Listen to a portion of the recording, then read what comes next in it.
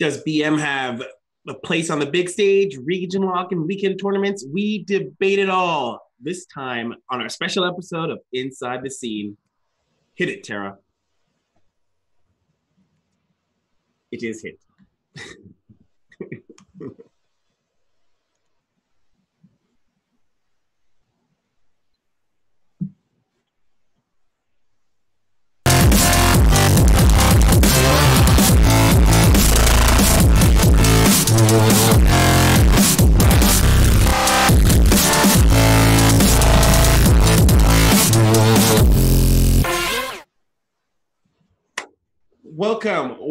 Welcome, everybody, to Inside the Scene, episode 10. We've made it to episode 10. I'm your host, Drexama, and this is the show where we talk about people with passion for StarCraft and where that passion can take you.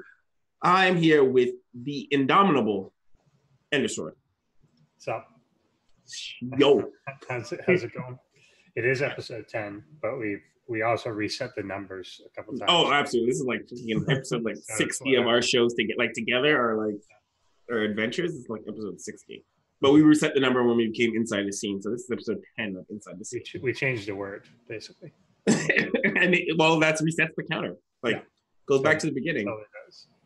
But you know what, though? It's fine. Like, this ended up being a lot better in the end. And a lot of you guys have reached out to tell us how much you enjoy the new show, the new format. So what can we say other than it was good that we resetted it. So moving that one word and replacing it with a completely different word, scene, made it all the difference. Yeah. And not the fact that we invited tons of different types of guests. So that's it. Are you ready, Endersword? I'm definitely ready. So just to preference everybody, today is a different episode completely. We're not changing the Inside the Scene format or anything. Actually, it's funny that we mentioned different format for the show. But I wanted to try something a little bit different. I wanted to go ahead and try a debate. This show is all about getting behind the nitty-gritty of the StarCraft community. So pulling back the curtains and pulling up, the dust bunnies. So I thought we should try something a little bit off the beaten path and do a debate. And this is going to be a format where probably we'll bring it out of the closet once in a while, maybe once a quarter, or maybe it'll become a small segment and we'll just pre-record them or something. I don't know. But I thought it would be an interesting take. What do you feel on doing this in Discord? Yeah, I think it makes sense. There's a lot of issues that kind of float around and people have decent arguments on both sides of it. And obviously, often the solution is somewhere in the middle, but it's worth exploring those questions. So things that have come up on either Reddit or just over the years in things, and we can talk about. So yeah, just so keeping in mind, like obviously Inside the Scene, for those of you guys who are always looking forward to our interviews and our discussion panels, that's not going away. This is, we're doing this out. Tell us how you feel. Give us the feedback. Those of you who obviously come and check out the VODs later, let us know how do you feel about the kind of discussion, because overall we want to get really good conversations going. And I feel like this is just another way of getting to that goal.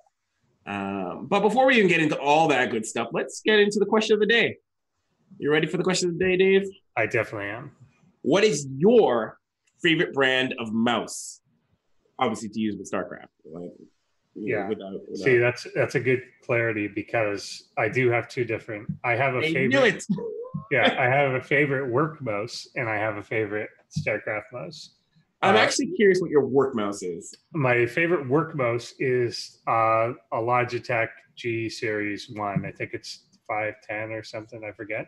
But the reason I like it for work is it has a feature that lets you very easily lock and unlock the scroll key on the top, or the scroll wheel on the top, and it runs so smooth. So if you're doing like work stuff with a big document or a big Excel sheet and you want to scroll down, you could just spin the thing and it will just keep spinning. Like it it takes like a minute to stop spinning, and it will just keep scrolling down your stuff. So I find it's a good mouse for work, and it's not true. It's not too flashy. It's like just black and white, basically. I actually try to do that right now. Yeah, so that's pretty good. But even though I use a Steel Series mouse right now, I think my favorite mouse of all time is the TT Esports Baron mouse. TT Esports. I feel like I have not heard of Thermaltake in like ages. Yeah, they have. They're still around. I don't know if they're still active, but they're still around, I think. But it's a particular brand of mouse, comes with different colors. Good, it like RGB sort of set your own lighting sort of thing. It's pretty lightweight. Comes with weights in the back. It's just overall good, and they're cheap. They're like, I mean, not cheap, but they're like $50 compared to some gaming mice of the same quality. That's cheaper. And the way this works, guys, for the question today, feel free, obviously, to throw your answers into the chat. Let us know, or throughout the episode, you don't have to stop here, what your favorite brand of mouse to use with StarCraft. For me, this is actually kind of a little difficult for me because I'm a big fan of Razer, even though I don't think I should be, because I feel like Razer's mice do not hold up to the test of time. They used to be good. Yeah. Unfortunately, I like. I'm trying to remember. I try to remember the model number, but it is a Logitech mouse. It's their thin edition mouse. It's like their G mouse, but it's like I like simplistic mice. So I don't remember the actual the model number. Let's see if I can find it right now. G something's a G5?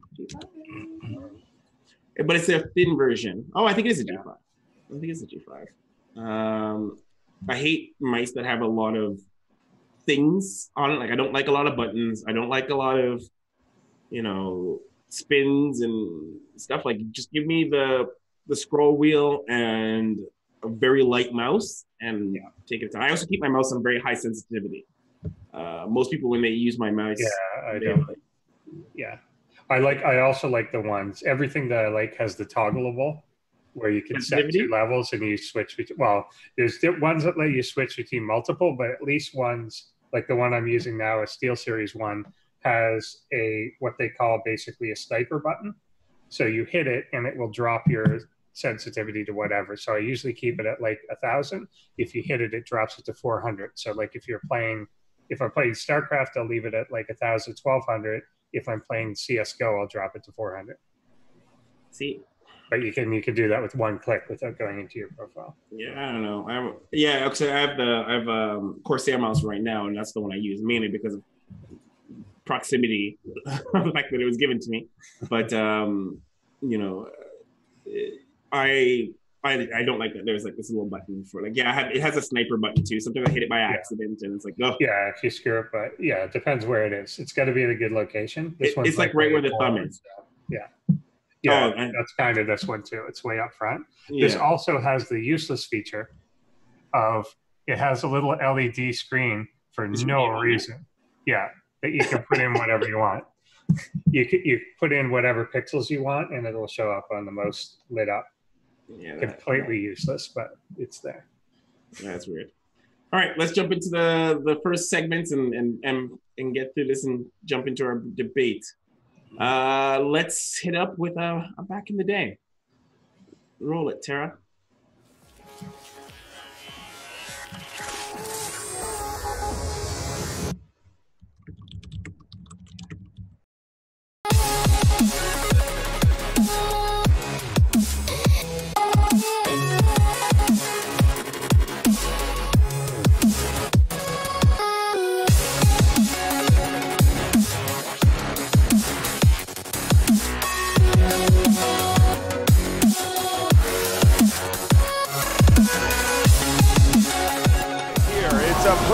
Pretty big difference. Dude, MVP is everywhere.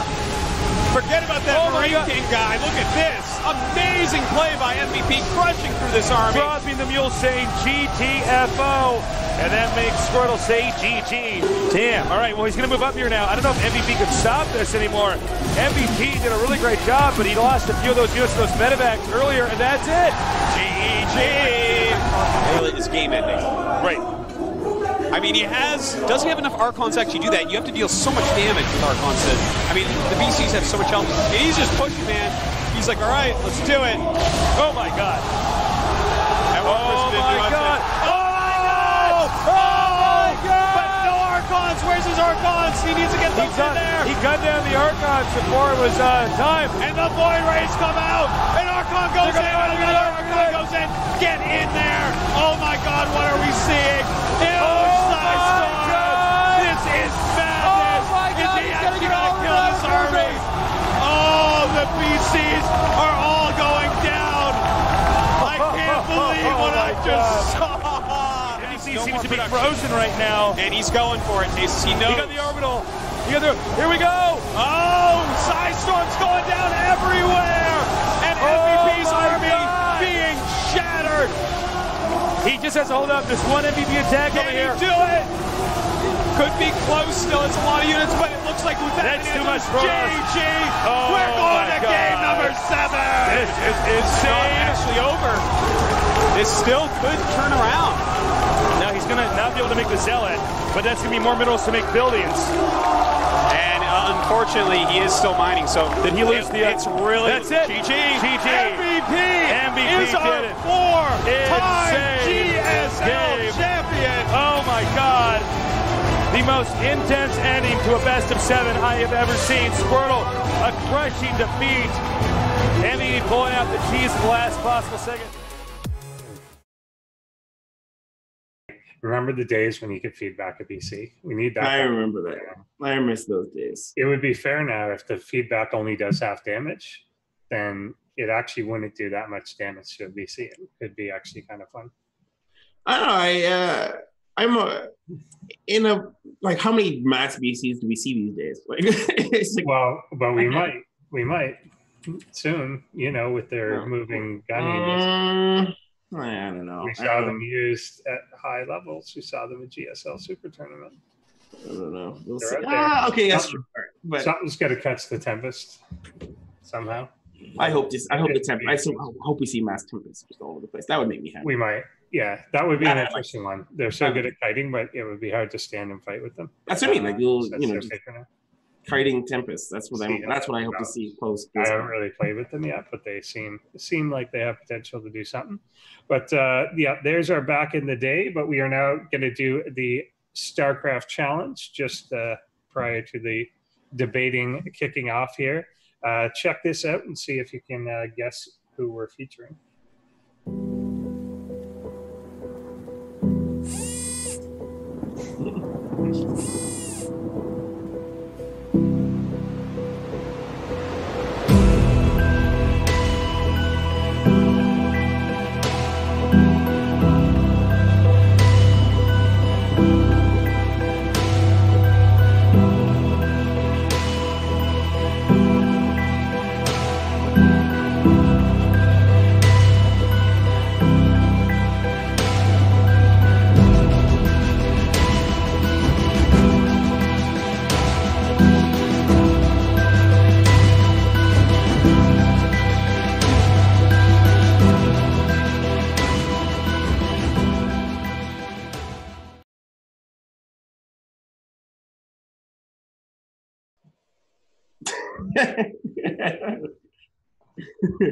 All right. So there we go. If you know who that is, then guess in chat. We'll reveal later on towards the end of the show. Do we have Arts of StarCraft today? Yeah, we do. We do. All right. Absolutely. Last segment, guys, before we get into the thing, let us see what the community has designed across the board. I hope it has that Hydra statue. Oh my God. Yeah, no, that's not this one.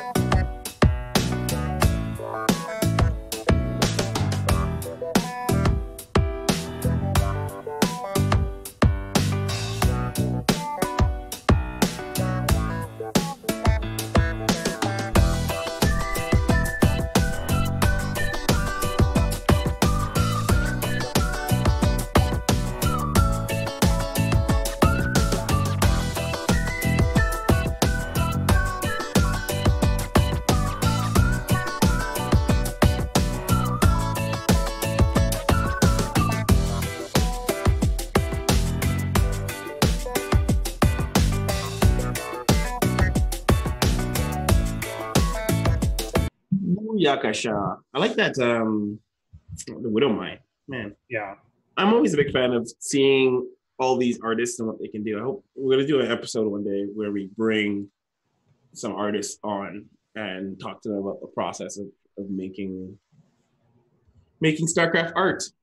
If it is as difficult as I guessed, or is it just really super easy and they're all faking it?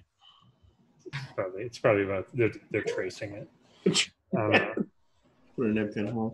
Yeah, definitely. All right. But let's jump into our debate, because just a little intro, guys. Like I said, or a little disclaimer, a lot of these, at least there'll be two sides of each coin, and our guest and Destroy will be discussing either side.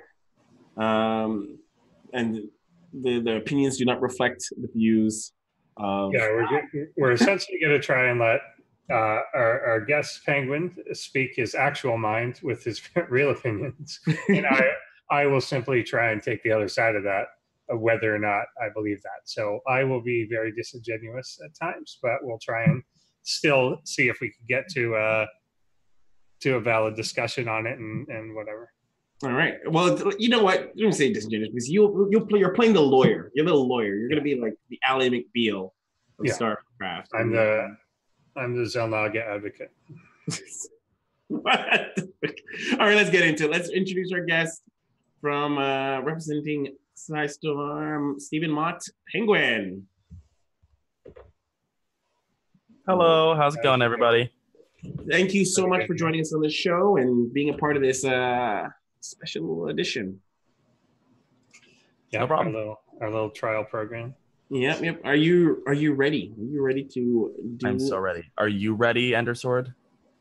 I got this. Are you ready for your not necessarily actual... Yeah, I'm ready. I'm ready to defend stuff that I don't necessarily believe to the death. To mend and defend your newfound friends, their That's hopes and it. dreams, and their memes, and their Exactly. enemies. All right. Well, so guys and germs, ladies and germs, we're going to get into this debate. The way this is going to work, each topic will have 10 minutes. We'll do 10 minutes per topic, and we'll fire them off. Both of our combatants will have an opportunity to go back and forth. This will be no holds bar type of discussion. So we won't go back and forth in terms of opportunity to talk. They can talk over each other within reason. But either way, let's keep it a clean fight and come out swinging. It sounds like there are some holds barred, but that's fine. Okay. We're not going to debate the rules. That's not part of the debate. That's true. So, all right. Let's get into our first topic of the night. I want to make sure, Tara, you can show topics down at the bottom for our audience too, right? Okay. All right. First topic: content creators coming back. Do we owe them our views? Speculations of Husky's returns and Maximus Black making a comeback making a comeback. Is things business as usual when content creators who leave the scene return? So why don't we start off? We'll start off on one side and we'll let the other return. Penguin, since you're our guest, what do you think? I mean, the simple answer is nobody is obligated to watch their content if they don't like it. I would hope that people are adult enough to not boycott their content just because, oh, hey, they stopped making content once. Let's never watch them again. Like, if the content's good and you enjoy it, watch it. If the content's not, don't. There's no obligation one way or the other. I don't like if Husky came back, that would be cool, but it's also just like if he's not if you don't want to watch him, like you shouldn't feel obligated to watch him just because big name person coming back to StarCraft. Dave. Yeah, it's somewhat hard to take the other side there, but I'm going to say essentially that everyone is almost morally obligated to at least give these guys a strong try and to drop all the nonsense of leaving. So I think someone like Husky that got tons and tons of people into the scene, if you're either someone new or someone that came in because of him, then I think you do have some obligation to at least try and rally around him when he comes back. Same with someone like Maximus Black that has done tons and tons of funny, very memey type content that has kept a lot of casual viewers in. I think there's some obligation to at least try and support what they're doing. If in the long run you don't like it, fine, but I think you kind of do want to create a little hype behind it, embrace it a little more than just, oh, they came back, and definitely not take the side that that they're fair weather friends or that they shouldn't be embraced back. I think we kind of do owe a little bit of a debt to it. And that goes for people like Day9 as well, who's every time this comes up, it's always, oh, he's making content again because it's popular again and whatever. I think they should be kind of paid the respect that they're due. And if that means kind of, I don't know, not bowing, but showing a little gratitude towards it, then do it and at least give them a fair shake. What about the content creators that have stayed through from the ups and downs of StarCraft? They're just too lazy to find another game. Like people are out here playing Fortnite every day. What the fuck are you doing, Peg? I feel like if somebody's content, like if somebody, the reason these people are so popular is because their content was very, very good. So if their content is living up to their old name, which is how they earned their respect that is due them or whatever, then they shouldn't have any trouble putting out content that's equally as good or at least of a similar caliber. And if the content's not good, there's no reason to watch it at all, because especially if they come back and while I fundamentally agree that like shitting on people because they left at some point is really stupid. Like people can do whatever they want, content creators or otherwise. But at the same time, if they come back and their content sucks, if their content's not very good, the chances are because they're probably just coming back to sort of coattail off of their old audience. Like if somebody like Husky is not capable of putting out good content, that just means that his heart's not there, because his heart isn't in it. Because if his heart was in it, he'd be putting out very good content. We have empirical evidence from years past that he's very capable of putting out consistent, very, very good content. So if the content isn't good, there's really no reason to watch it at all. And especially if bad content that is generally frowned upon as not being very good is being rewarded with tons of views, that arguably pushes it arguably rewards people for not putting out great content. Whereas if somebody comes back, there would naturally be a lot of hype around that on the first couple of videos or whatever. And then if it's not very good, just drop off. If the viewership drops off, that then tells them, okay, maybe this isn't the kind of content I should be creating right now. Let me switch it up in some way or another, try to make it more accessible, try to make it better. And that's an important sort of thing for content creators in general, where if the viewership isn't there, that means your content is probably not good enough, especially if you already have the viewer base. So what about the Reddit threads where people will rally cry around a content creator to give them more views or that they should be watched? Do you feel that returning content creators should have something like that to sustain them? I mean, that's fine. The thing with the Reddit post is that the majority of the time, and I mentioned this when I was talking about how they already have the viewer base. For a lot of the content creators that are posted on Reddit, a lot of the casual people don't know who they are. So that's kind of just bringing attention to, hey, Cyan exists and makes interview videos. And Nice Username also makes really good interview videos and also a lot of other content. Like, you guys might not know who these people are. Check them out. And if somebody like Husky comes back, there's no reason why somebody shouldn't go on Reddit and go, hey, in case you didn't notice, Husky StarCraft is making videos again. And, like, that's totally fine. I meant the Reddit posts are like, oh, this doesn't have enough views, or this person has only 50 views. We need to get in there, rally behind that kind of person. Those kind of Reddit. But see, even that though is generally, if somebody's making a post like that and it's not like that person or like their best friend IRL, the reason why the person making that post thinks that they should make that post is because the content isn't getting the views because people don't know it's there. Because their belief is that the content is good, therefore it would get views if people knew it existed. Dave, any thoughts on that? Yeah, I think on that particular one, I think there's two different types of it. I think when it's content like interviews, like videos, like kind of discussion type content, I'm more forgiving on it. When it's content, when someone goes on and is like, Shaming hey, the community. It's a little more shaming, but it's also a little unreasonable when someone says, hey, the third best Korean player in the world who doesn't fucking speak English and doesn't talk to the camera or do anything amusing or anything, only has 50 views. Get in here. No, there's a reason I'm not in there. He doesn't like, unless that's particularly my race, or I kind of want to do that for a bit. I'm not going to consistently watch that player because they're not giving. I'll watch them in tournaments. I'll watch them do other stuff. But unless you're like specifically doing it to like learn from or be amused by that player, there's better people to watch. Like, so I think when that's the case, kind of when the content's not good or super compelling on its own, I think you basically get a few kicks at that can. Like, you get to have someone say, get in here like 2 or 3 times. And then if you didn't keep them in there, then, you know, we all know who you, like, if you're, I don't know, one of the, just to pick a random name, if you're Rogue, yeah, I know who you are. And I've probably checked a stream or something with you. If I checked that a few times and it didn't draw me in, then I'm not going to go out of obligation.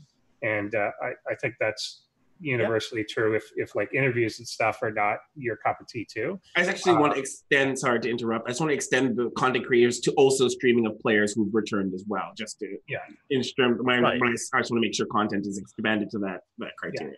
Sorry. So I think like specifically for Koreans, since they aren't going to post themselves on on things like Reddit or whatever most of the time, I think it's totally reasonable to be like, hey, this person is streaming. But like you said, like if Rogue has 50 viewers because he's not speaking English, not that Rogue would because he's good enough, but like if we'd say like Bunny or something, like a tier 2 Korean who doesn't speak English, doesn't have cam, doesn't have any interaction with the audience, he's not going to get that many viewers. So it's like, yeah, post the stream so people know it exists, but don't post it on Reddit every day if you're like Bunny's biggest fan. Just be like, why is nobody watching this? Like, no, nobody is obliged to watch anything. If they're not enjoying it, then they're not enjoying it. And it would be nice if everyone had 2,000 viewers, but unfortunately, that's not the world we live in. The other thing I wanted to bring up in this, which I think people, well, there's two kind of things, is someone like Husky coming back. Remember that things that were funny and popular then won't fly today. So if Banelings was released today, I don't think, like, people might find it amusing. It might get 10,000 views. It won't get 10 million views if it was released today. And I think there's stuff that was maybe funny or entertaining originally that doesn't quite hold up to what people would expect today. And because you were in an environment where just like, look, it's a game of StarCraft, and I'm going to say funny things over it, not necessarily going to be the case. And that was part of the reason someone like Maximus Black, I think, pulled away, was because I watched a lot of their stuff all the way throughout. Eventually, they were just like, yeah, the when cheese fails cheeses suck now. They're repetitive. They're not fun. They're not, it's no longer funny to watch someone float a planetary fortress into a main. We've seen that. It's no longer funny to watch a cannon rush. We've seen it. It's perfectly funny to watch a robot do it, but not a human. But some of that content, when they come back, it may not be up to today's standards, to be honest. The other thing with it, too, is that these guys have gone out and gotten, less so Husky, but say Day9, Maximus Black, people like that, have gone out, got an audience for other games. And when they come back, we have to bear in mind that they're bringing that audience with them as well. So Day9 has to not only make StarCraft content look okay again, he has to make it look okay to his Hearthstone fans, to his Dota fans, to his 1980s adventure game fans. And we're going to cut it right there. Time on that. Let's move on to the next topic. All right. Tara, make sure you put it up. StarCraft skins toggleable. Should skins be able to be turned off? Hard to make out Banelings could be the difference between win and loss. Should skins be allowed to be disabled? Penguin, you start us off. I don't even know how this is an argument. I don't know why Blizzard hasn't done this. I don't like this is very similar to server vetoes where every single human being on the face of the earth, except for the employees at Blizzard, wants this. Just make them toggleable so that I don't have to deal with tunneling claws roaches that don't have an animation that shows that they have tunneling claws because they never put that in the frickin' skins. And also, just like it's also great for tournaments as well. They don't want skins in tournaments because of things like that. Because like, oh, with certain Ling skins, it's very difficult to count the number of Lings and to be able to know if you'll be able to win a fight or not. So because of that, they ban skins in tournaments, which is fair enough given the thing we have right now. But if they made them toggleable and then made them also toggleable for observers, they could market the skins in the WCS tournaments. They could sell more of them as a result, and the players wouldn't have to deal with them. Like, I don't see any downside here, and it's honestly one of the things that frustrates me the most that they won't do, because it can't be that hard. I could give you the downside from a business point of view, or from what they're thinking is the case, and the reason that other games would never even consider doing it, is if I bought, I don't know what stupid LOL skins, if I bought fucking Rainbow Beach Party Ash or something in LOL or whatever exists. Part of the reason I bought it is not because I want to see it. I want you to see it. I want you to see that I have the coolest fucking whatever it is. Champion, are they called? Beach Rainbow. Yeah, I want you to see that I have the Ash thing. I want to have my animation and my little outfit shown to everyone. And I think in StarCraft, they're probably also thinking that when I pick what type of carrier skin I want, what type of immortal skin I want, what type of whatever, part of what I'm doing is I'm showing it to you. The portrait is not just for me. It's for me to show you my expression, you to see my clan tag, you to see my sprays and decals, and you to see what skins I chose, because that's my, I don't know, myself playing out. That's obviously less true. Like, people don't really care at the pro level. They use the friggin' like default portraits. They use everything's like default, but definitely players on the ladder are picking these things for fun and they want the other person to see it. So I think that's part of the reason that they don't disable it for sure. But you obviously make a good point that if some of the skins don't have some of the necessary animations, then they have to fix that. So I think if they were able to fix the problems where like a tunneling claw roach shows it in a very recognizable way, like you have to fix the actual deficiencies. But I think they want to push the fact that everyone on ladder can see it. If only you can see it, that's demotivational to you buying them, and they want to sell the product.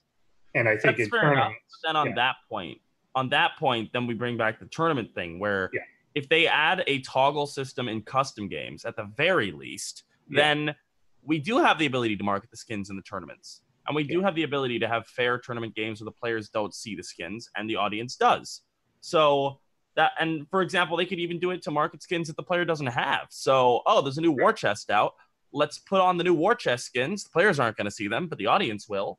Check out the war chest skins. This is how they look in the game. Do you think they look really, really cool in the game? Then you should go buy the war chest. It's so much better. And honestly, as long as like with skins on the ladder, it would be fine if they just actually made sure that things like tunneling claws worked and that like immortals don't look like stalkers and stuff like that. Like a lot of the time, a patch or a set of skins will come out and you'll just look at that and go, did anyone really test some of these? So it's it's very annoying. Yeah, I certainly did. It's hard to disagree with that part of it. I do think if the players get used to it, you can make the argument that in almost every other game, people can play with skins and they're not confused. Why are StarCraft players so confused? But obviously it's because of these missing things. If we were able to fix that and there was a limited number, there should be no like unit confusion or anything weird. But it would also be kind of nice to see players expressing their personality through what they choose. Like we used to have that more with colors, that there were some players that always played pink or always played purple or always like picked orange or whatever, and it became like part of their brand, I guess. that you were used to Stefano always picking a certain color or something like that. And I think the skins would be neat if a Zerg decided, I always play those mech skins. That could be kind of something that's part of their personality, but whatever. But it is obviously relying on the deficiency of the skins. If certain ones don't display upgrades and other ones do, that sucks. We can't deal with that. But it would be nice if they could all be standardized enough that we can actually use them in competitive play without hurting anything. Yeah, that's fair enough. I wanted to put it out there, the idea and the concept of certain, you touched on it briefly, Anderson, when you made your point with people maybe not being used to certain designs or skin designs. Is that a possibility that Blizzard may think that if it's out there long enough, people will adjust to the visualization of certain units? No, but it's not about things about being used to in some cases, especially with the tunneling claws roaches. There just isn't an animation. The animation doesn't exist. So it's not about getting used to it or not. You literally just don't know if they have tunneling claws or not. Yeah, there has to be quality control to that. And it's not like that's impossible. We see from other games, if you can make, again, 100 plus champions and heroes and whatever have all their animations with 87 different pieces of skins and armor and whatever, there's no reason they can't do that in Blizzard. It's just such a simple thing. And I think you're right that it's almost just did you test this at all?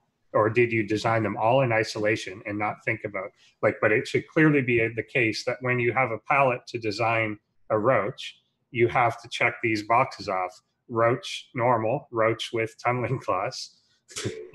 That should be pretty obvious. And I know we're harping a little bit on tunneling claws, but the reason we're harping on tunneling claws is because it's always a problem. It's not something that happened once. It's every war chest skin. Yeah, exactly. And they've had other problems, which they've kind of fixed, but problems with the banelings not really being recognizable. You brought up the problem with the stalkers and immortals. There's a basic color palette that stalkers are silver, immortals are gold, void rays are silver, carriers are gold.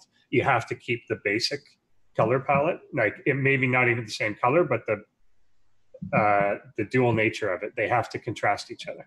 And they're not thinking of that either. I think if they went back and edited a couple of the old ones and just always kept that in mind as they're doing it, and it can't be that much work. How much work would it take to add tunneling claws? A day? You just do it. And then I think they could sell a lot more, promote a lot more, and it would be something that players could actually use on purpose. I think the missteps aside, bringing it back to the main thing, do you feel, Endisword, that they let's say that tunneling claws has the animation properly done and the upgrades are properly set, should people be allowed to disable those skins? No.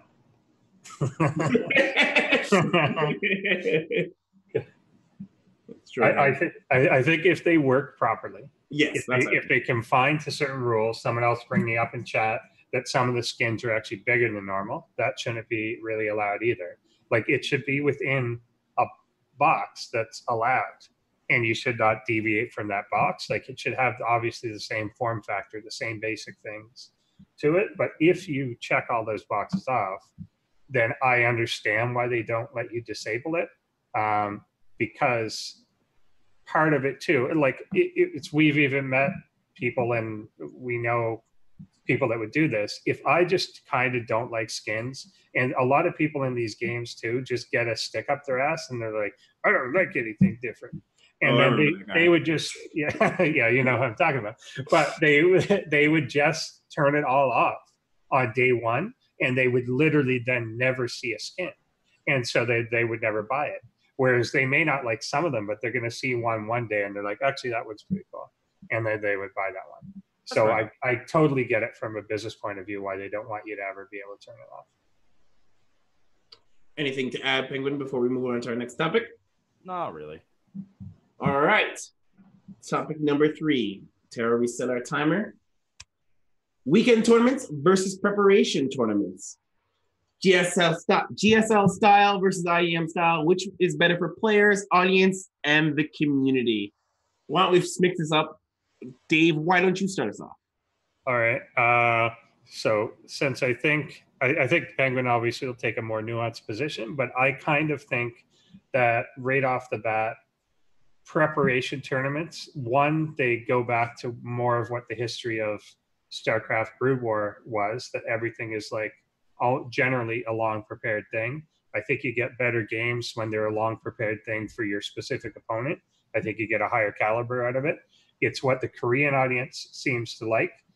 I also think that our move towards just weekend long short tournaments is really more out of physical necessity than it is out of design. If we had the ability to just put everyone in California the same as we could put everyone in Seoul, I think we would do almost entirely preparation tournaments. And I think the last part to it is that you just get better hype to it. So while it's cool to watch like a brief tournament sometimes with a big bracket, like I like having some open events, I'd never want to get rid of that. But to have mostly preparation tournaments lets you hype up a match for like a week or more. And if you look in normal sports, the things that do the best in terms of actual viewership and stuff is McGregor's fighting Mayweather, McGregor's fighting Khabib, Canelo is fighting Triple G. That's advertised for months ahead of time. And because you've got that build up, everyone's talking about the story, they're comparing the tail of the tape, and they're comparing two people, like that build up and that preview and that whatever, you can't do in a live tournament, or you could do for like 15 minutes, but you can't have threads about it. You can't have people discussing it, arguing about it if it's in a live event. So I think the preparation is the best way to go for most things, with some of the other. So there's numerous ways that this needs to be considered. So you mentioned the physical necessity bit, so I'll just gloss over that. You're right on that. The problems are certain formats are better for different subsets of people. So for example, you talk about like all the threads and all the hype, and yes, preparation tournaments do have the opportunity for people who are hardcore fans to get really excited. But the thing is that there's a lot of casual, we often forget the casual StarCraft tournament viewer. And there are a lot of people who casually watch StarCraft tournaments. And it's very much easier for them to follow a weekend event than keep track of, oh, this week is this GSL group. And then I remember 4 weeks ago, this person won against this person. So while the stories can be a little bit more nuanced for the hardcore fans, it's very easy to lose the thread if you're a casual fan in a prepared tournament. But on an arguably more important note, and this isn't talked about much. Thermal brought it up recently, but I don't think I've seen that many people talk about this, is the in-game balance of the two tournaments. And for example, Terran is very bad in weekend tournaments. Terran is a race that benefits a lot from preparation, and that's one of the reasons why foreign Terrans don't tend to do as well.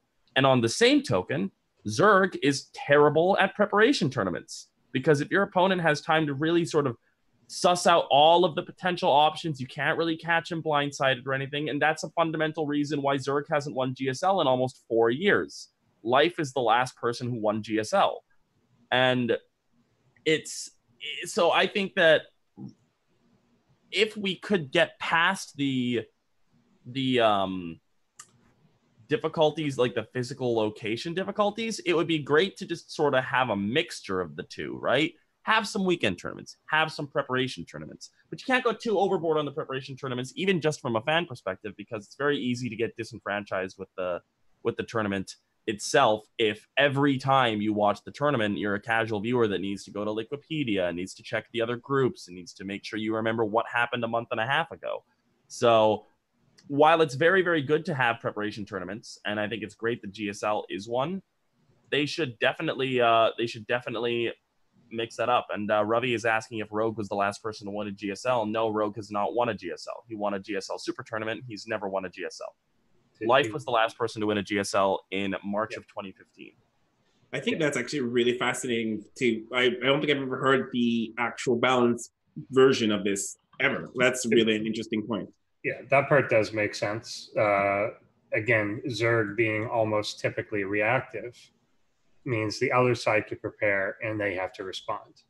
So you're preparing kind of for what you think they might do, but not what they do.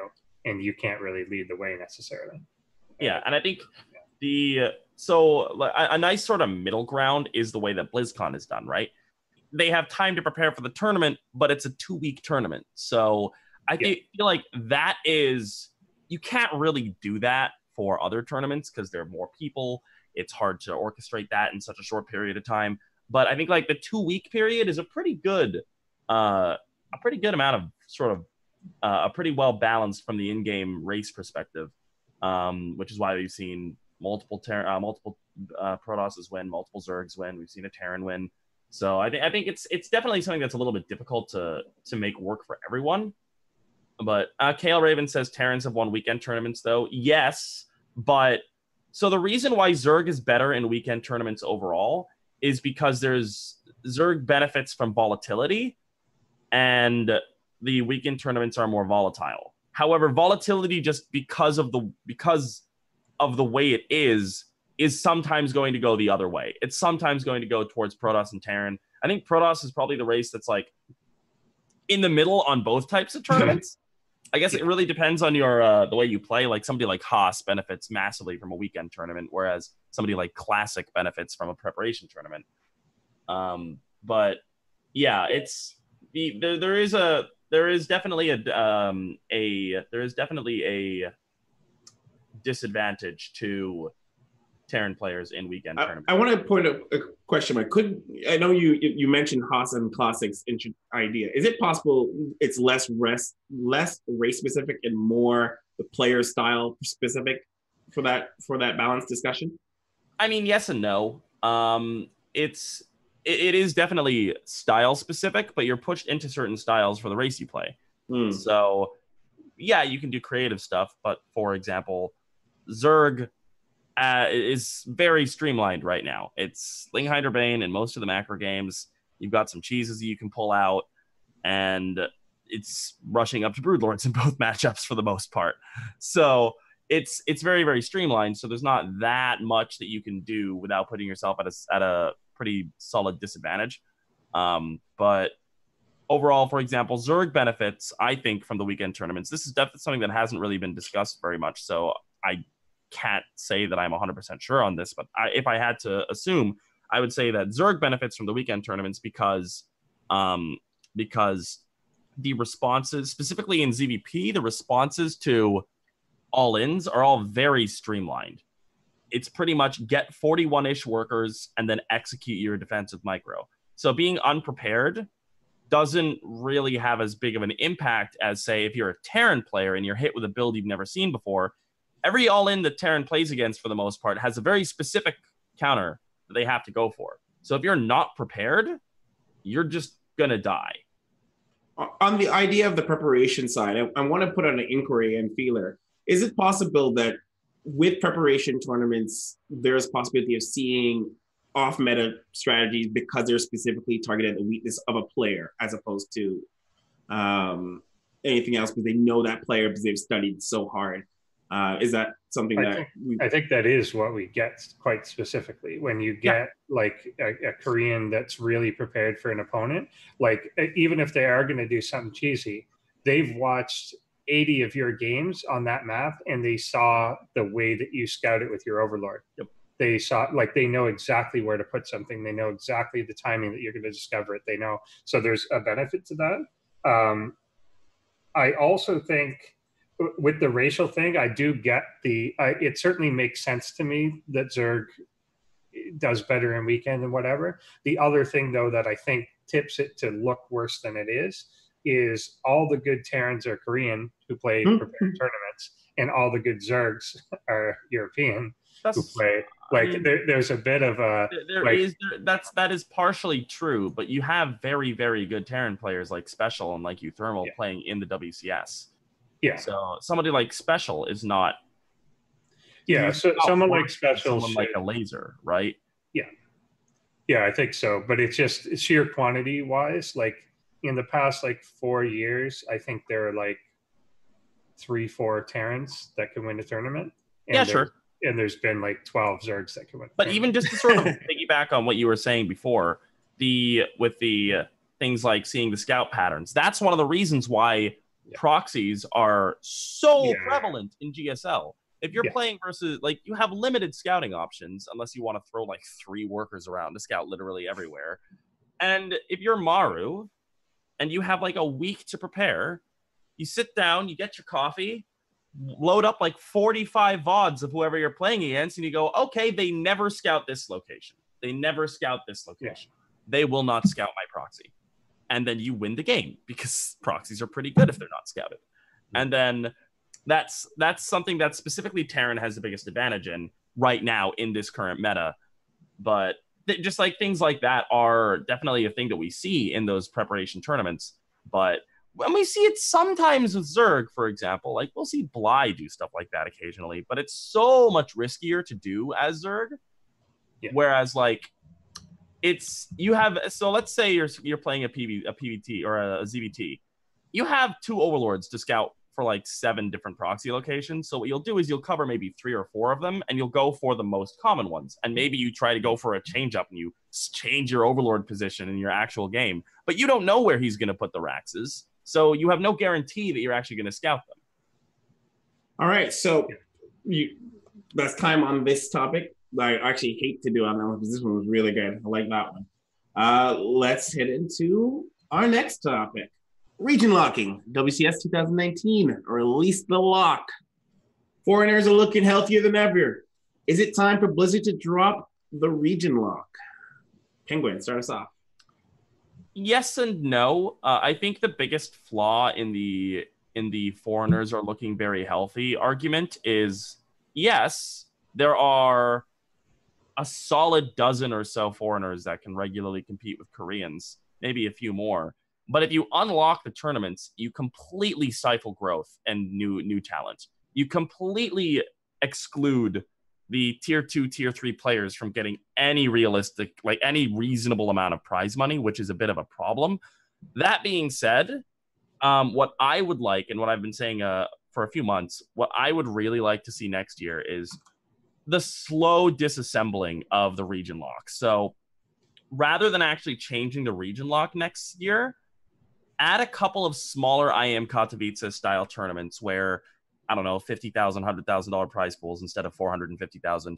But like these ones, like these 2 extra tournaments give you points for either WCS or WCS Korea, and everyone can come play in them. But we still have the 4 circuit events for the foreigners because that's very, very important in growing the scene. So somebody like Clem would not be winning prize money if there were 18 Koreans signing up for every WCS stop. And then he gets disenfranchised, maybe, doesn't want to play anymore. And that's a problem that would exist with many up-and-coming players who then would just choose to not pursue it anymore. And then we just don't have any new talent, which is the eventual death of the scene. So it's definitely something we should start working towards because there is the ability to compete, especially among the top level. So I think the first step, add a couple tournaments that everyone can play in. It gets the foreigner versus Korean storyline going a little bit more often than we see with just twice a year or 3 times a year. And I think that'd be great. And then we can sort of reevaluate it on a yearly basis. See like, okay, how are we doing for up and coming people in Europe? Are they able to compete? Or maybe there's more money because the viewership continues to go up and they're like, oh, we're going to give money to round of 64 now or something. And then it's like, okay, well, if there's money for round of 64, then you can have all the Koreans come over. That's fine. But I think even it's something that with the prize money that exists for the round of 32 now would not necessarily be disastrous. Like I could see where there would be a counter argument to be made where like, oh yeah, but you can get round of 32 and get money. But the problem is like, it's already so difficult to get round of 32. And then you add like 20 Koreans to the mix, like an up and coming player is not going to get it. So I just want to clarify, just to make sure I crystallize it for our audience. You're suggesting specifically to release the region lock slowly, but you're ultimately advocating for the releasing of the region lock, but just tempered. As long as the gap between foreigners and Koreans continues to close, yes. The biggest way to read it is that they should constantly look at, is this thing that we are planning on doing going to hurt up-and-coming players to the point where they will stop playing the game competitively? And then I think for the case of right now, I am advocating that the region lock stay in place with the same region locking rules for 2019, but we add a couple of open tournaments for the Koreans and the foreigners. Okay, understood.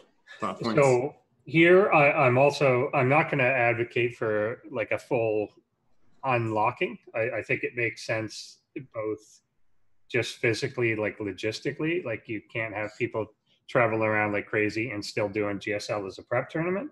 What I would tend to propose though is less region discrimination and more fair allocation of where seeds are going. So at the end of the year, we end up with an 8 versus 8 Korea versus the world sort of thing. I think based on the actual skill level of the players that we have, that should be more of a 12 versus 4 sort of thing. It may be 10 versus 6, something more compromised where we accept the fact that the top 10 Koreans are probably better than the 5th best foreign player, and then evaluate that over time to see if it changes. But when I look at like the WCS list of like who's in and who isn't, I'd kind of rather have Trap get in. I don't really need Nurchio there, like that sort of thing. So my counterpoint to that would be this year is a bad example because this year Cyril has all the points. So Haas got into BlizzCon by just getting second at one tournament. He didn't do particularly well at the other tournaments. He just got a bunch of farmed points from WCS Taiwan, and he got second in a single tournament. So I think like this year is a bad example of what the foreign list looks like. So if we want to look at WCS 2017, which I think is arguably a better determinant, you have Special in 8th. He caught top 4. I think it's totally fine. Now, what I could be swayed to agree with is you just have, rather than, so what you could have is you could have like IEM Katowice gives a seed, which it already does, but that seed doesn't take away from that region. It's just an extra seed. That person is then, so let's say a Korean wins IEM Katowice, then it's 9-7. Yeah, they get it. Okay. Or if Cyril wins, then it's 9-7 for foreigners. Like that would be reasonable, I think. That kind of makes sense. Is that like a hybridized? That almost sounds like a hybridized version. You'd essentially end up with 8 and 8, but with opens and whatever. You'd end up with like 7 and 7 or 6 and 6, but with opens, and the 4 opens could go to one region if they win it. I think the biggest telltale sign that I don't think that limiting it to 4 foreigners or 6 foreigners would necessarily be good is that Special got top 4 last year. He came in 8th. Elazer came in top 4 the year before, and he came in 9th only because Hydra couldn't show up. Yeah. So you consistently get foreigners performing well, even though they're not Cyril, even though they're not Neve in the WCS Global Finals.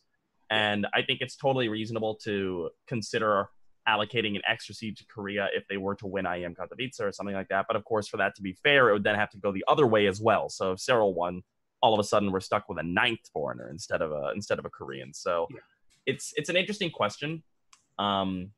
But yeah, I just to balance too as well. Sorry, I just want to balance something as well. We're talking a lot definitely about points. Just want to clarify about money too as well in terms of how it's distributed to foreigners and Koreans in terms of tournaments, because that too is a factor.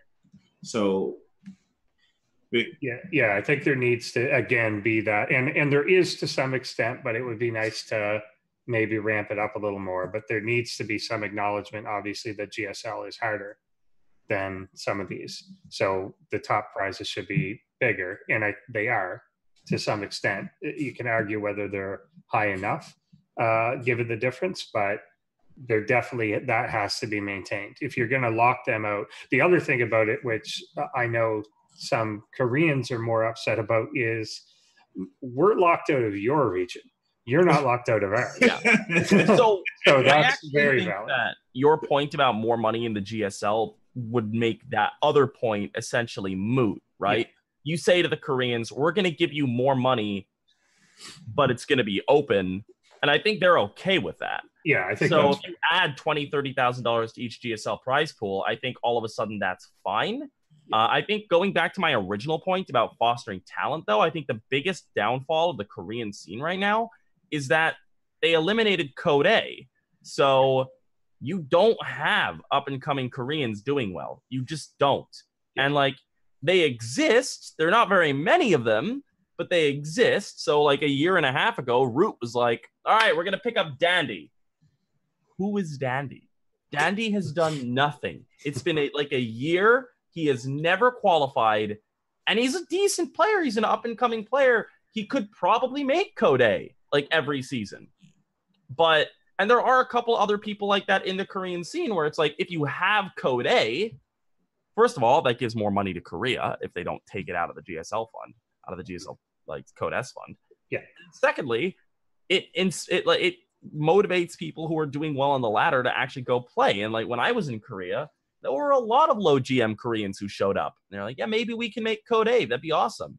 And for a long time, there were a lot of Koreans who were around rank 150-ish GM who showed up to every single GSL qualifier. And they never made it, but you look at those qualifier brackets and the way it's seeded, and if you're in GM, you look at that and say, if I get lucky with a bracket, I make Code A. Yeah. Well, yeah, it definitely makes sense. I mean, all right. No regret made Code S. But the other thing, twice. That also kind of goes back to the whole weekend versus preparation. Yeah, that's true too. Prepare for GSL qualifiers. You show up and you're given your group, and then Jake goes, "Yeah, buddy." Exactly. One part I wanted to squeeze in on this region locking thing, which isn't Korea versus the world, is the way the world is divided up. North America, Europe, Latin America, Taiwan, Hong Kong, Macau, Japan, China, Oceania. Get the fuck rid of this stuff, or consolidate it a little more. So the idea that, like, we tend to see, like, traditionally much weaker players get seeded into the third round of these group stages coming from those things. I don't want to eliminate it, but it's too many of them.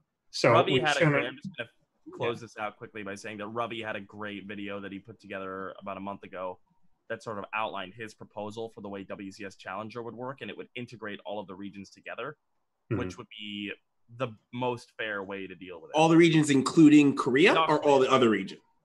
The other, non-Korean. Because, some of them, like Taiwan, Hong Kong, Macau, Japan, is Taiwan. Yeah. Like Taiwan and one time Go Joey. Yeah, exactly. And, like, some of them just don't even really make a lot of sense. Like, whatever. I don't even know that North America, Latin America need to be distinct. I think that's close, like, whatever. But All right. Rounding out region locking. Good points all around. All right. I actually really like how this is going. All right. For our last point for the evening, does BM have a place on the big stage? Playing with your feet because the game is way too easy, entertainment, or bad manners. Should we see this kind of thing on platforms like BlizzCon? Why don't, you know what? Let's go back to Penguin. I always like to hear his starting points. Just lays it out. So I think I very much like playful arrogance and cockiness, like what Dark's been doing recently, with, like, ripping up the pictures at GSL Super Tournament of his opponent or whatever. I think that's fun. It's good natured. It's entertaining. The problem is would one wants that BM, by the way. I wouldn't consider that bad manner. It's all in good fun, and the people understand that. The problem is that no one people are always like, oh, we need a villain. The villain narrative is so good. No one wants to be the villain, because you can't be good and be the villain. You have to get good first and then make a 180 on your personality to then just fake being a villain, which no one wants to see anyway. Because if you don't have, as in 2018, you need practice partners that will help you and will practice with you and will discuss with you, or you will not get to the top level. And my favorite example of this was when Naniwa came back in, I think, 2015. And he was like top 10 on the EU ladder. He was doing well. He qualifies for WCS Challenger. The draw happens. Naniwa versus Nurchio. And it's like, oh, yeah, this is going to be a great marquee match. Can't wait. No one would practice with Naniwa. Literally nobody would practice with Naniwa because he's an asshole. Like, he's just actually a terrible person. So no one wanted to help him. It was so bad that he had to write one of the Swiss players who was like rank 70 GM and was like, hey, will you help me? No one else will help me. And like, even that Swiss dude had a Reddit post about Naniwa telling him to die of cancer, but he's like, I can practice with Naniwa. Okay, I'll do it. So he's like practicing with Cerbos before Cerbos was even good. So like Cerbos eventually got very, very good. He just didn't perform in tournaments, but like at the time he wasn't that good. And it's like Naniwa's being forced to practice with Cerbos for Nurchio while Nurchio's practicing with like all of the Protosses. Because Nurchio, he gets emotional. Yeah. And like he'll drop some light BM here and there, but he's genuinely a nice guy. So people are happy to help him out. And then the match rolls around. All the fans are excited. Naniwa's big comeback, 3-0. Easy win for Nurchio. Like horribly one-sided. And it's like, you can't come into the scene and build the personality as the villain in as small a scene as SC2 is. Because either A, you're not actually an asshole and you're putting it on, in which case people will just find you disingenuous because people will know because the scene is so small. Or B, you're actually a dick and you won't get good because no one is going to help you.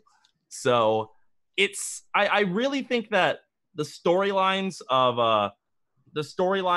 like cockiness and arrogance, those are fun. But even there, I saw an argument on Twitter a while ago where it's like people don't want to do that because the community tears you to shreds if you say something cocky and then lose. So I think it would be cool to see more cockiness and more arrogance. But as far as actual bad manner and actually being a villain, nah. End of sword. So I'm on the side. I agree with the idea that we don't want indiscriminate bad manner, but I want rivalry bad manner. I want, in the context of the game, you're not a dick in real. Like the problem is most people that are Naniwa is an asshole. Avilo is an asshole.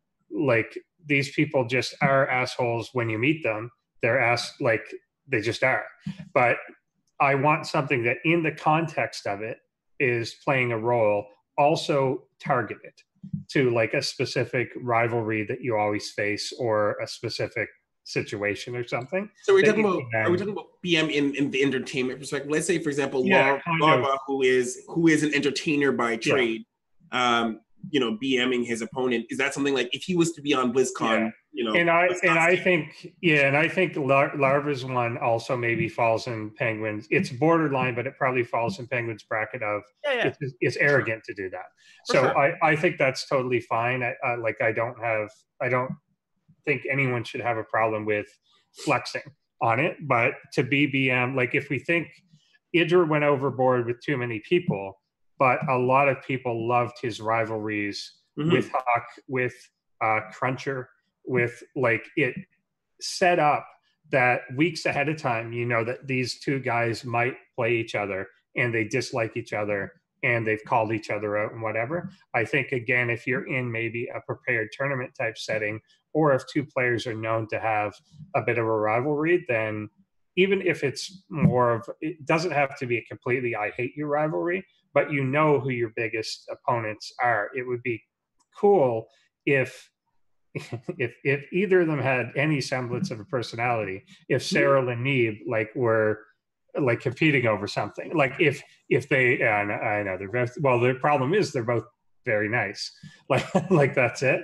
But it would be nice to see a little bit of a show off, a little bit of a rub it in, a little bit of where are ceremonies anymore? Like Fear Dragon in chat here offered people $1,500 to just cheer a little afterwards. And I think you can be BM, you could be a little bit rub it in, a little flexy without being personal, without being like really, really bad.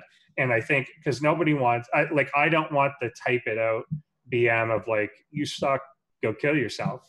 Nobody wants that. But I wouldn't mind Manor Mules. I wouldn't mind Manor Nexus, I wouldn't mind like a scan, star shine, whatever. Dancing. And then a little bit after, you pull, I don't know, your opponent's known for something. They're sponsored by Red Bull, and after the match, you pull out a Red Bull, pour it out, and drink it. So that's great. I think your distinction between flexing and being a dick is important. Flexing is cool. Flexing is funny. Flexing is great. The issue, though, is for StarCraft 2 in particular, is that now, and it's a great culture to be a part of, everyone is just friends.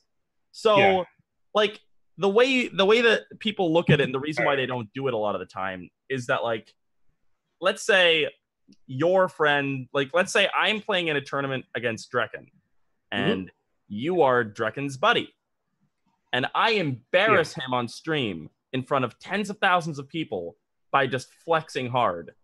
He's not going to like that. You're not going to like that because you're his friend. And, like, it's sometimes hard to look past the entertainment aspect. So people are worried, like, but if I do that, will people think I'm a dick in the scene?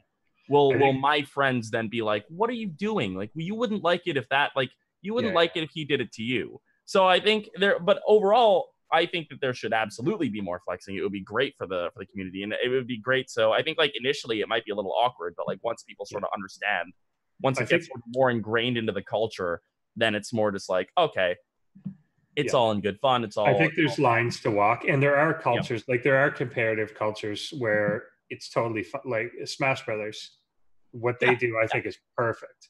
They will pop off. They will, like, again, flex on a guy. They will be like, get out of here. Like, but some of those go over the line, and people do actually hate each other. But most of it stays in a very competitive, schoolyardy type, like, this is how we act at the arcade sort of thing. I think one of the guys that did it kind of how I would love essentially everyone to act is MC back in the day. Yes. Everything is very showmanship. There's ceremonies. Him even coming out that's all like flex ego stuff. But he also would cross the line into mild BM of, are you going to lose a map to this guy? Bitch, please. Like, of course I'm not. He sucks. Like that sort of thing. Though, I'm totally cool with that, because that's still flexing. That's still you being. Well, like, that I like. Does any of this? Whereas, hold on one second. Does any of this actually lead into bad sportsmanship in your mind? So that's the thing, right? I think bad sportsmanship. So for me, the big distinction is, I think that, like, unacceptable bad sportsmanship is just being a dick for the sake of being a dick. So if we want to take Idra as an example from back in the day. Idra in, like, 2011, 2012 was funny, because in, like, early Brood War, Idra was over the line.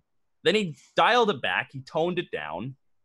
And then in, like, 2011, 2012, when he was an adult and he'd grown up a little bit, he was frustrated and arrogant, and that was entertaining. And then he went past the line again when he just stopped enjoying the game, where there was that famous game where I don't remember if it was in a tournament, but he was on stream playing against the Argentinian Protoss player Capoch. And he just starts telling him to die of cancer and get AIDS. And then, like, 2 days later, he tweets that he hopes David Kim gets raped with a tire iron. And then, like, 2 days after that, he goes on Team Liquid and just BMs the entire scene and then gets fired from EG. Yeah. So, like, 2030, like, there's that middle area where Greg was just towing the line. And, like, that's the good, that's like the extreme, but that's still in the okay area. Yeah, there is a sweet zone, I think, there. And I think, again, like, other games have found it. The way to think about it is, if you were watching the tournament, would the thing you're going to do enhance the experience for the viewer, or would it just seem gratuitous? Yeah. So if I'm watching a tournament, if I just start spamming in chat, holy shit, you're so terrible, that doesn't really enhance the viewership that much. But if I throw 6 hatcheries in his main, that's funny. Like, people like that. And, like, that also can lead to some great, hilarious comebacks as well, where there was that, I think it was Pro League, where Deer put down, like, 9 Manor Nexuses and then 20 minutes later lost the game. Like, that stuff is good too.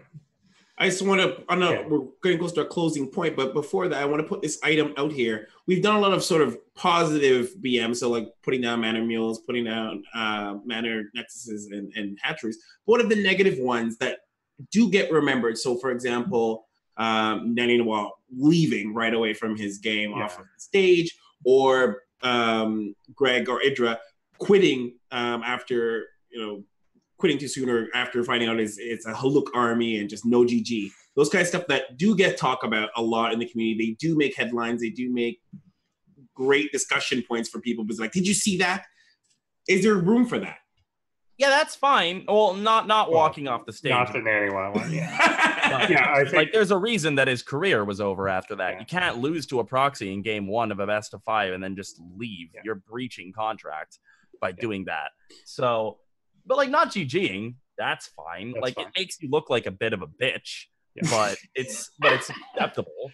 And then and then also like that's fine. I think like I draw the line at like don't like excessively type in game, because that, first of all, that's not creative, that's boring, and also it's very easy to step over the line with typing.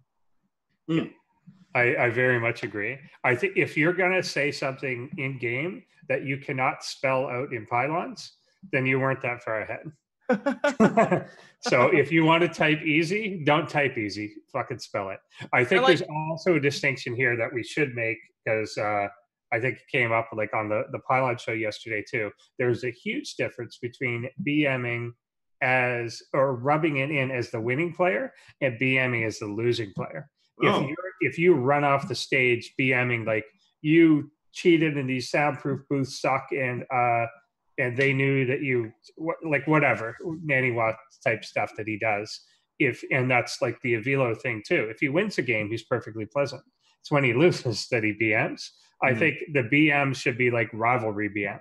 The person that BMs in like a boxing match or something is the winner. It's kind of, you BM before the match, you gloat a little after the match, but then you also show respect after the match once it's like professionally over. Like, I think that's kind of the model we want. If you're constantly BMing as the loser, one, you're making yourself look foolish. You're not necessarily helping the viewership, especially if you're walking out of games or throwing games. You're not helping anyone.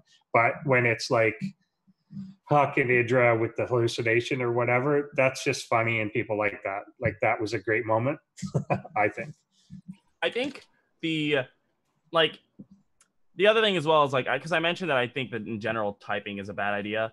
That also has the caveat of like, if it's friendly banter that's obviously joking, that's also different. Like, I played a show match against Sugar, who is around the same level as me and is the assistant StarCraft 2 manager at Psystorm. So like at the start of the series, I was like, if you lose, I'm firing you. But if you win, because I didn't want to do all the work myself. And then from there, it just kind of went, and it was very obviously joking. Like, that's fine as well. Like, just friendly banter is fine. It should be this stuff that you would do if you have a fantasy league with some friends about football or hockey or whatever. The same banter that you would do with your best friends, if you could do that in game, I think that's great. Yeah, that's fine. And everyone will enjoy it. But I think that also so that also, I guess the way that I would describe that is like, don't type about how you're winning or whatever. Like, because like if I'm bantering with somebody and I'm about to win a game in a show match that has money on the line, I'm not going to start being like, lol, fucking nice, you're so good, dude, you're so good.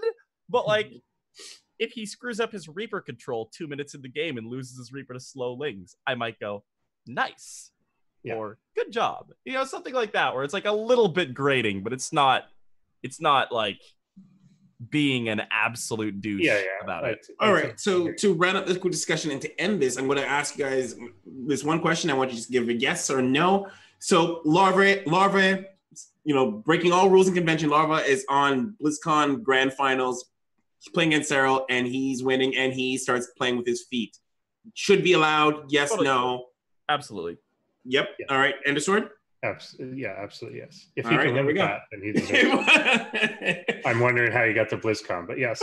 I think to me that actually it almost simplifies the best possible form of EN. if you are winning enough that on your keyboard, you can move your army, take your headset off, go up and sign something for a fan and come back to a victory screen, then you're the best. Then you have every right to do it. Absolutely. And that rounds off our first great SC debate topic. Thank you. I want to thank very much Penguin for being here on the show and participating in this experimental episode type. No problem. This was really good. I loved the back and forth. Really great from both of you. And this you probably would get in trouble for getting up during a game. You would be disqualified. So don't do that. But it would still be a great thing to do. Or you could get up during the game, get the victory screen, take the DQ map loss, exactly, knowing that you would get the DQ. Oh my god! And then win the match anyway. Okay, that's something like I admit that's like a next level meta. Like you did it purposely, like you lose. And then you misread the rules and you get up, you do that, and you find out that you actually forfeit the entire match. Yeah. That reminds me of Massa in Montreal. That's exactly what I'm thinking about when he slept through. 2 tournaments in a row. He basically overslept, came in late, and was down Massa. Oh. 2 games to 0, and I think one was 3 games to 0 in a best of 7, and came back and just swept. This was against EJK. And sweeping and Desra the year before. Yeah. Was it Desra? Oh, it was Desra the year before, EJK the next sweeping year. Desra in the best of 7 is not the most impressive thing in the world either. It's not shocking. It's not shocking. But yeah. Oh my god, mercy me water. Ooh. All right, so that was our first great SC debate. Guys, let us know if you're watching on YouTube or any of the other social medias. Be sure to let us know how you like this format. This will not be our regular format. Obviously, we'll get back to our regular in-depth interviews with people across the scene in the following weeks. But this was a nice little lighthearted thing to try and see how people react. If you enjoy it, obviously let us know in the chat and social media on ESChamp. But Penguin, where can people find you on the interwebs? My Twitter is at PSI Penguin. My stream is Penguin_SC. Big shout outs to my team, Storm Gaming, and our brand new partner, Quest Mode by Opera Event. Awesome. What's your stream schedule, just so people know? I do not have a stream. I stream when I'm not doing work. All right, there you go. I'll see the best. Endersword, where can people find you? People can find me at Endersword and on here like 3 nights a week now for the show. And tomorrow, of course, is ProBots, rounding out our Group B of ProBots in week 3 here. Absolutely. And yeah, don't forget that too. Oh my God. We have to give the answer. We have to give the answer. We absolutely have to give the answer. Oh my goodness. Can I give the answer? Because I know the answer. You can give the answer after this. Tara, tell us before Penguin gives us. It's.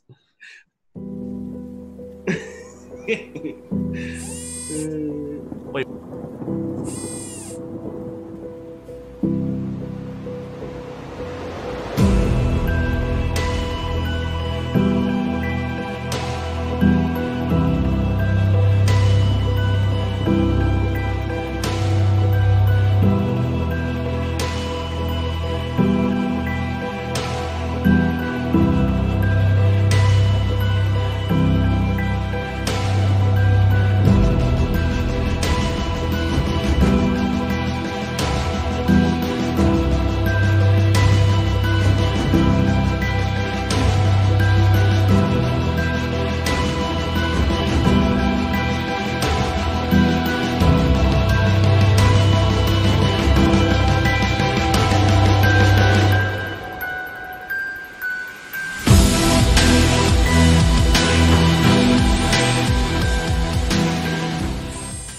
Did you guess? It was Hero. Yay!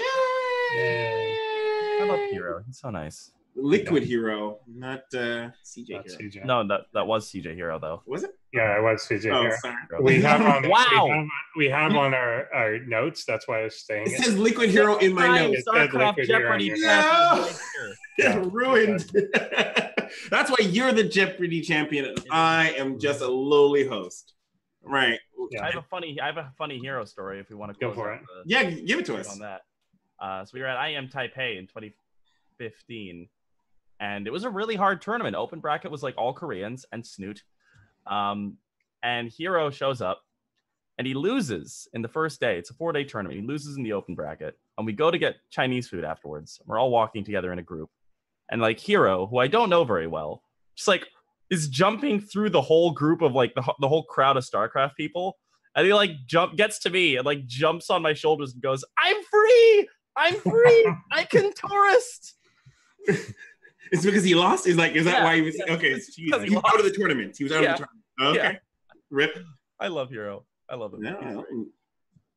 Isn't it like I really would like to see Koreans like let their hair down more. They have such great personalities. Yeah. Like some of them are a little boring as far as like who they are. I'm not gonna name names. But a lot of the people who are like stereotypical faceless Koreans are just like not. They're like really great. Yeah. When I was in the MVP house, it was awesome. I have a lot of stories for another time.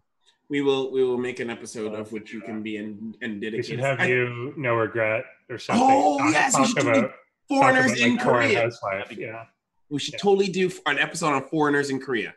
Yeah. All right, I'm actually making note for that. That will be an episode, foreigners in Korea. Maybe we'll get a whole bunch of people who have been there and talked about. Oh man, yeah, you can go for like the whole time frame. Like you can get Pig because he was there in like 2012. Yeah. Oh my God. Okay, man. Should probably get Huck to do it. Yeah. Absolutely. Yeah. Oh my God. We could totally get. Oh man, I'm adding that. That's gonna be a really wicked episode. Foreigners in Korea. Stars and exclamation marks. All right. So, ladies and gentlemen, not to drag this out too long, that was fantastic. Dave, did you already tell us where they can find you? I can't remember. Yeah. Anderson here. Yeah, absolutely. Probots. All right. Probots. Yes, Probots tomorrow. Make sure you guys are tuning in for more artificial intelligence action. It's the last of the group stages. And we're going to find out who makes it into the brackets. Also, for the remainder, don't forget this show next week. This show next week, Thursday, 7:30 Eastern Standard Time. We go back to our regular format.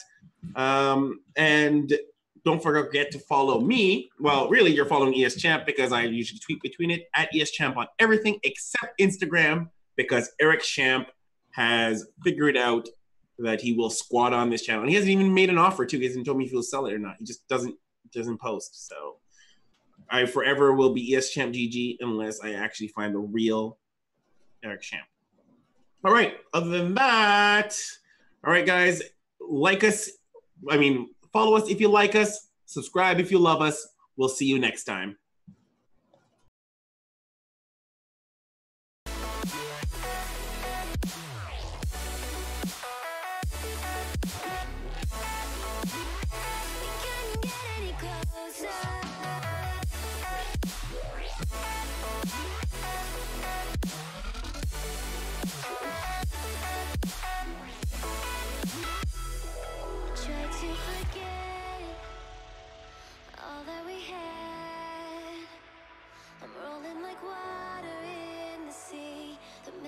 Crashing into me, so close to the